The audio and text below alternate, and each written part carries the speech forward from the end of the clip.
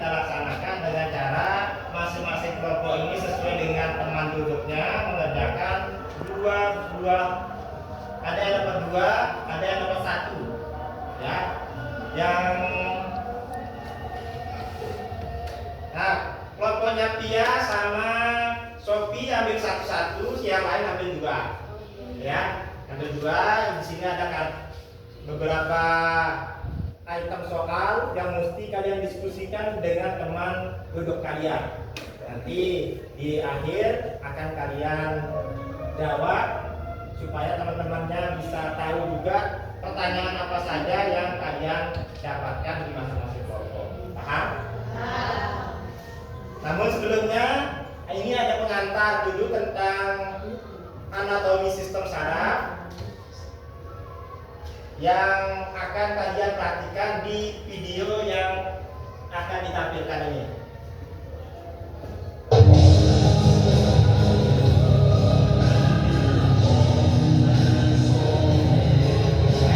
Kali ini kita akan membahas sesuatu yang spesial. Seluruh tim neuron memutuskan bahwa video ke-10 ini akan didedikasikan untuk menjelaskan apa itu sel syaraf atau neuron. Kita semua tahu bahwa sel syaraf merupakan sel yang menghantarkan impuls listrik di tubuh kita. Otak kita terdiri dari sekitar 86 miliar sel syaraf yang bekerja sama dalam menerima maupun menghantarkan impuls antara otak dan seluruh bagian tubuh lainnya. Tapi sebenarnya bagaimana sih cara kerjanya?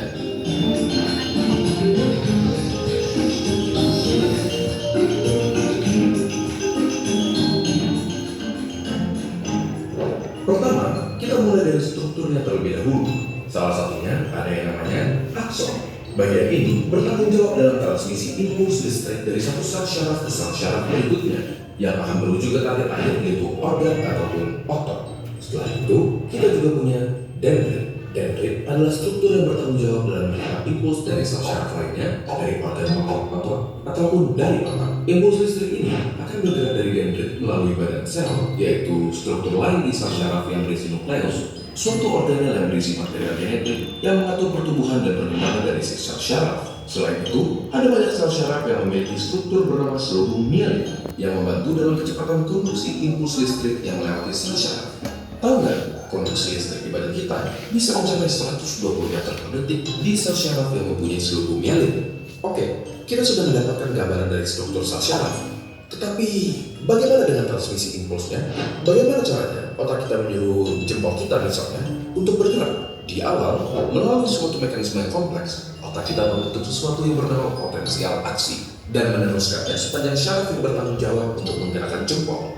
Di dalam syaraf ada beberapa kabel, dan di dalam kabel-kabel ini terdapat sel syaraf. Di antara satu sel syaraf ke sel syaraf berikutnya ada celah yang bernama sinaps. Jadi, potensial aksi yang merupakan si listrik akan diterima oleh dendrit di sel syaraf pertama, diteruskan melalui tubuhnya dan mencapai akson. Di beberapa neuron atau sel syaraf pertama, ada sesuatu yang bernama neurotransmitters, suatu zat kimia yang berperan dalam konduksi listrik dari satu sel syaraf ke sel syaraf berikutnya. Neurotransmitter akan dilepaskan ke sinaps dan menghasilkan suatu potensial aksi di sel syaraf kedua. Di sini, listrik tersebut akan dioper dari satu sel syaraf ke sel syaraf berikutnya, sampai akhirnya sel syaraf terakhir menyampaikan si listrik ke otot yang bertanggung jawab dalam menggerakkan si jempol.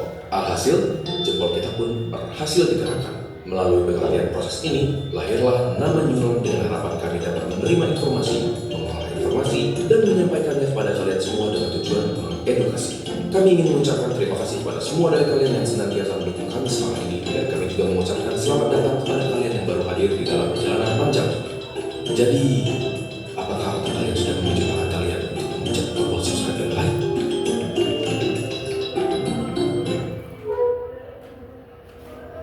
Nah, jadi setelah menonton video tadi ada sedikit gambaran tentang sistem saraf. Nanti kita tolong masing-masing kelompok ini maju untuk ambil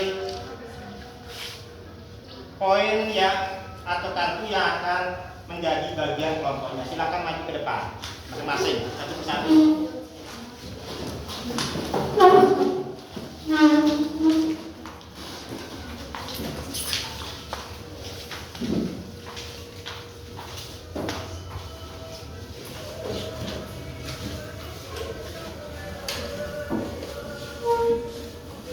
Ya.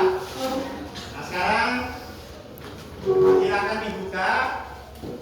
Adapun di dalam golongan kertas itu ada pertanyaan yang mesti kalian diskusikan dengan teman kelompok kalian.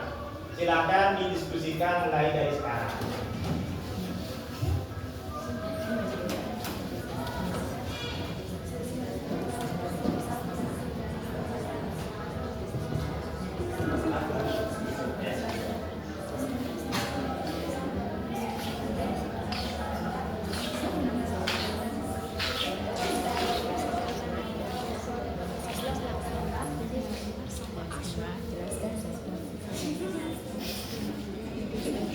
Tiga aksara cara menggunakan ini sebagai impuls keluar dari persaudaraan.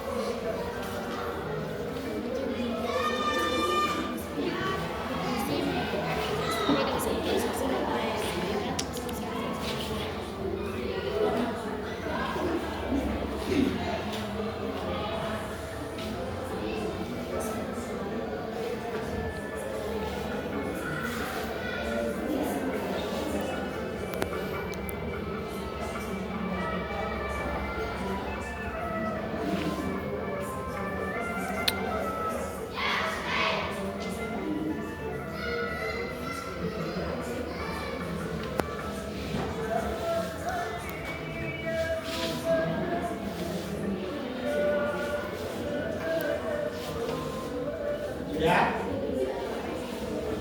Ada yang belum selesai? Belum.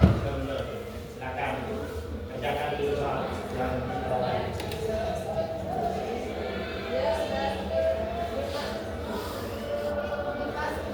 Ya? Kalau sudah, yang pertanyaan pertama siapa yang dapat? Nomor 1. Ya, silakan dibaca soalnya, kemudian bacakan apa yang menjadi jawaban kalian berdua dengan suara yang lantang. Jelaskan perbedaan utama antara sistem saraf pusat dan sistem saraf tepi. Jadi sistem saraf pusat terdiri dari otak dan sumsum tulang belakang, berfungsi sebagai pusat pengendali dan pemrosesan informasi. Sedangkan sistem saraf tepi terdiri dari semua saraf di luar SST, berfungsi menghubungkan SST dengan organ tubuh lainnya dan menyampaikan sinyal sensorik dan motorik. Pertanyaan. Menjelaskan 3 fungsi utama sistem saraf. 1. Fungsi sensorik mendeteksi rangsangan dari lingkungan luar dan dalam tubuh. 2. Fungsi integratif mengolah informasi sensorik untuk menghasilkan respon yang tepat. 3. Fungsi motorik mengirimkan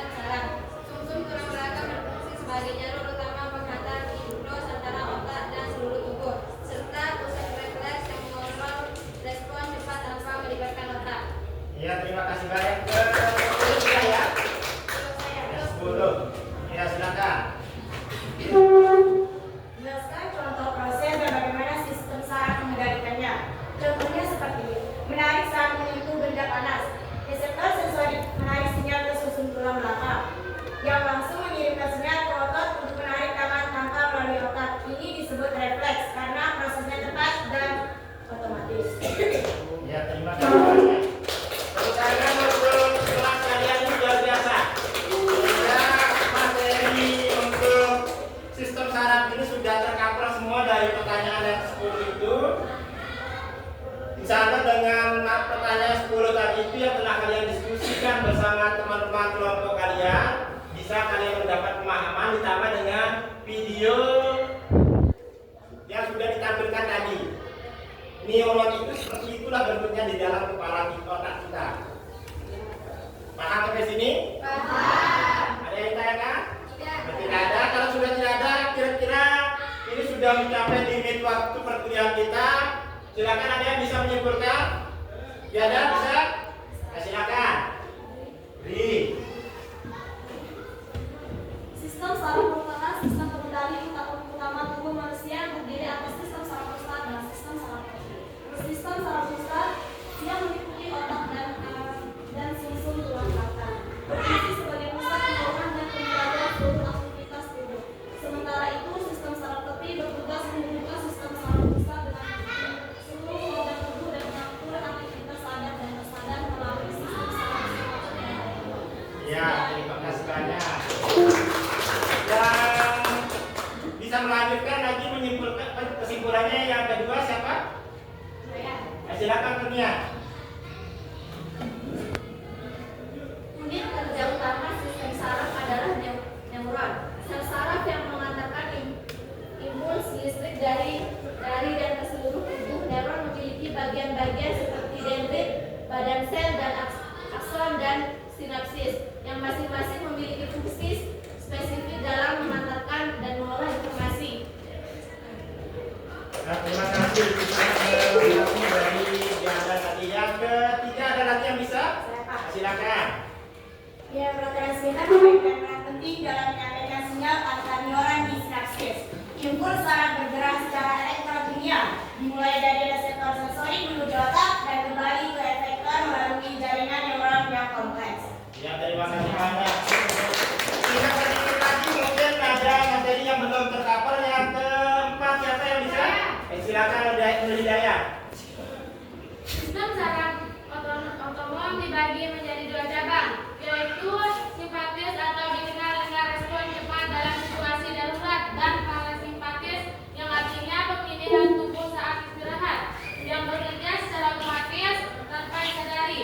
Sementara itu, sumsum tulang belakang tidak hanya menjadi jalur komunikasi antara otak dan tubuh, tetapi juga sebagai pusat refleks yang memungkinkan respon cepat tanpa keterlibatan langsung dari otak. Ya, terima kasih banyak. Jadi itulah kesimpulan dari diskusi perkuliahan kita pada hari ini. Dengan kesimpulan, sistem saraf itu merupakan pengendali utama dalam tubuh kita, sehingga tubuh kita itu ada yang terdiri dari sistem saraf pusat dan sistem saraf tepi. Kemudian unit kerja utamanya adalah yang namanya neuron. Kemudian yang ketiga, neurotransmitter itu berperan penting dalam menyampaikan sinyal atau neuron. Nah, nama lain dari sinyal itu adalah neuron di sinapsis. Nah, nanti sinapsis inilah yang akan menyampaikan dalam bentuk energi listrik ke seluruh tubuh. Sampai sini ada yang ditanyakan? Tidak ada, kita cukupkan perkuliahan kita sampai di sini. Dan untuk minggu depan, silakan nanti kalian sesuai dengan kelompoknya saat ini membuat makalah tentang anatomi sistem saraf tepi dalam otonom.